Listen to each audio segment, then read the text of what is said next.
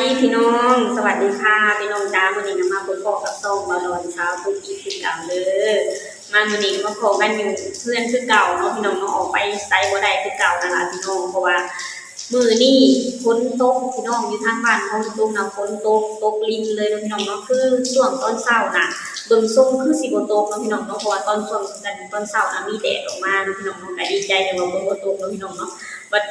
ประมาณเที่ยงนะพี่น้องฝนก็ตกลงมาแบบตกลินเลยพี่น้องเนาะนี่ยังดีนะที่บ่ตอนน่ะเพิ่นเทกันเปื้อนแล้วพี่น้องเนาะแต่ว่ายังบ่ได้แล้วทั้งหมดเนาะพี่น้องเนาะแล้วแค่2กระสอบแล้วแค่2กระสอบฝนตกลงมาก็เลยหยุดกลางคันเนาะพี่น้องเนาะที่แรกว่าเพิ่นจะเทให้มันได้ประมาณ4กระสอบเนาะพี่น้องวันนี้ฝนตกลงมาเลยแล้ววันนี้ทีนี้ฝนตกลงมาก็เลยบ่ได้เทเนาะพี่น้องเนาะน่าจะเป็นวันเสาร์หน้าพี่น้องเนาะเพราะว่าวันมื้ออื่นวันจันทร์ถึงวันศุกร์ก็เพิ่นก็ไปเฮ็ดเวียกเนาะพี่น้องเนาะน่าจะเป็นวันเสาร์หน้าที่จะได้เทเนาะแต่ว่าฝนตกแบบนี้ก็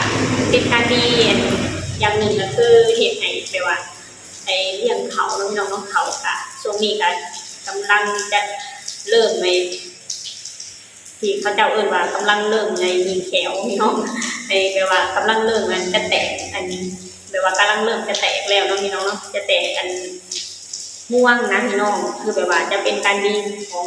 ต้นเขาเนาะแบบว่าจะได้ผลเลี้ยงเขาจะได้งามพี่น้องเนาะมาพี่น้องมามื้อนี้ก็สตุกะจะมาเว้าถึงน้องธิดาลาวคือเก่าเด้อพี่น้องสตุกจะมาเว้าถึงน้องธิดาลาวพี่น้องเนาะซึ่งแบบว่าช่วงนี้ก็น้องก็กำลังเป็นกระแสเลยพี่น้องเนาะแต่ว่าเป็นกระแสแล้วก็เป็นที่นิยมแล้วก็กำลังโด่งดังในช่วงนี้เนาะพี่น้องเนาะซึ่งสตุกเองก็สตุกเห็นแล้วสตุกภูมิใจเลยพี่น้อง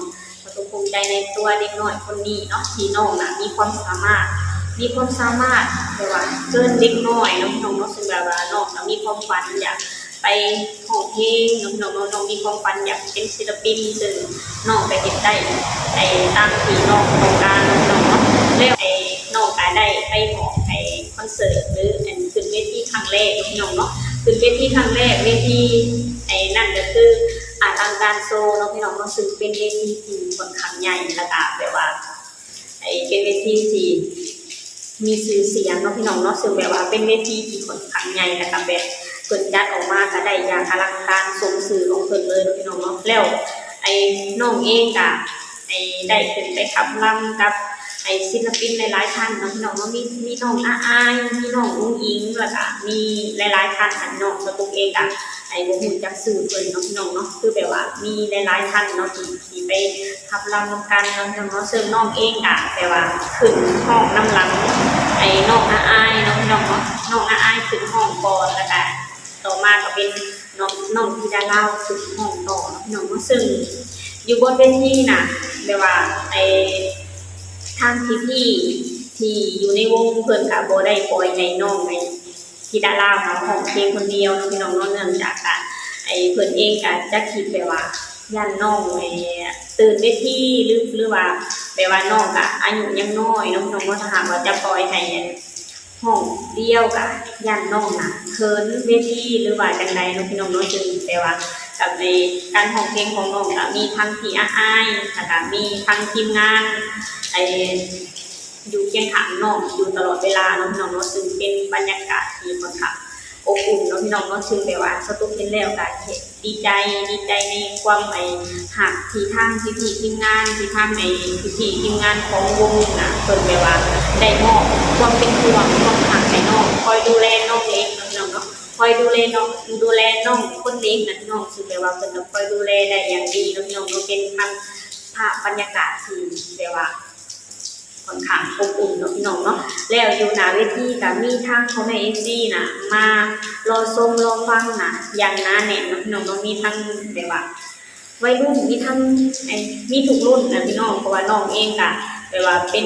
คนที่ร้องเพลงม่วนเนาะพี่น้องเนาะซึ่งแบบว่าหลายๆรุ่นหลายๆคนที่ได้ฟังก็ค่อนข้างมากแล้วก็ฮักน้องขึ้นมาเนาะพี่น้องเนาะ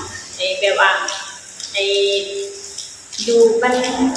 ยากาศอยู่ที่เครื่องเวทีกับอบอุ่นแล้วก็บรรยากาศอยู่หน้าเวทีกับอบอุ่นเนาะพี่น้องเนาะซึ่งแบบว่าเห็นแล้วแล้วก็สกุลก็ตื่นตันเนาะตื่นตันแล้วก็ดีใจที่ได้เห็นเด็กน้อยลาวคนหนึ่งนะได้ไปไกลเป็นขนาดนี้ได้ไปขึ้นเวทีใหญ่ระดับประเทศเนาะพี่น้องเนาะเห็นแล้วสกุลก็ซาบซึ้งแล้วก็ ดีใจแทนพ่อแทนแม่พี่น้องเนาะที่มีลูกที่แบบว่า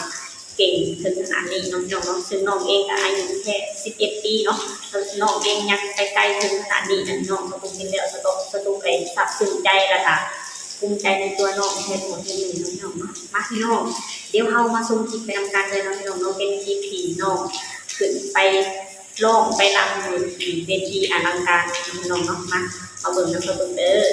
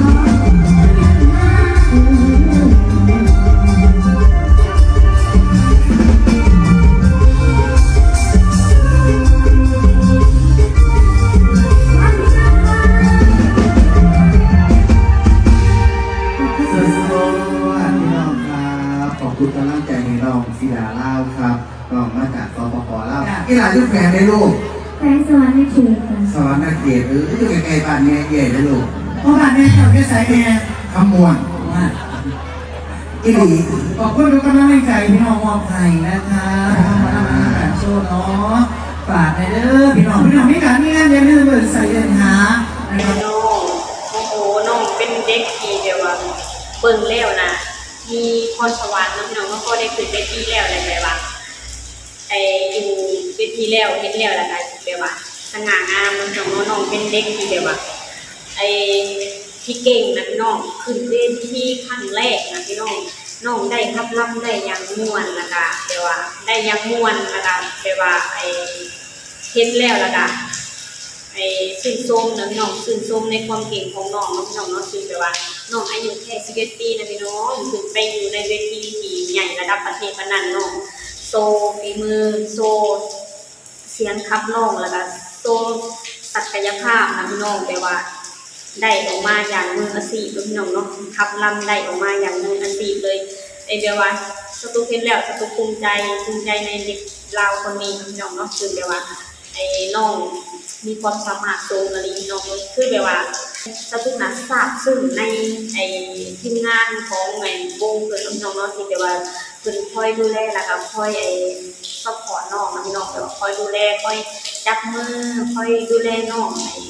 ตลอดเวลานะน้องเนาะซึ่งแบบว่าน้องก็เป็นน้องที่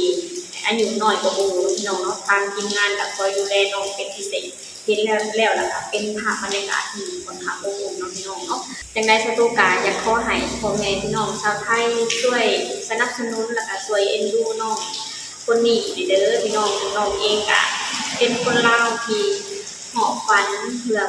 หอบฝันข้ามโค้งเพื่อไปสร้างความฝันอยู่ที่ประเทศไทยน้องพี่น้องเนาะล่ะค่ะสตูกาขอให้น้องนะแบบว่ามีแต่คนหักคนแพงลูกน้องก็ให้น้องนะแบบว่าสร้างฝันให้สูงกว่านี้น้องก็ซึ่งนี่น้องกลับมาได้อันถึงไปที่ระดับน้องก็สตุกก็ได้ข่าวมาว่า ไอ้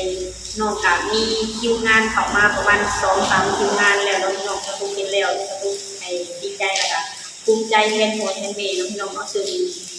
เห็นแล้วก็ภูมิใจแทนพ่อแทนแม่เพราะว่าน้องเป็นเด็กที่เก่งอันนี้พี่น้องเนาะสตูยอมรับแล้วก็ขอสื่อโซมพี่น้องเนาะจังได๋สตูก็ขอให้พ่อแม่พี่น้องไอ้ครับเด็กน้อยคนนี้เขาไปอยู่ในอ้อมอกอ้อมใจอย่างเลยน้องด้วยไอ้สนับสนุนน้องหลายๆน้องก็ส่วนตัวเองแล้วก็คนเราก็จะคอยติดตาม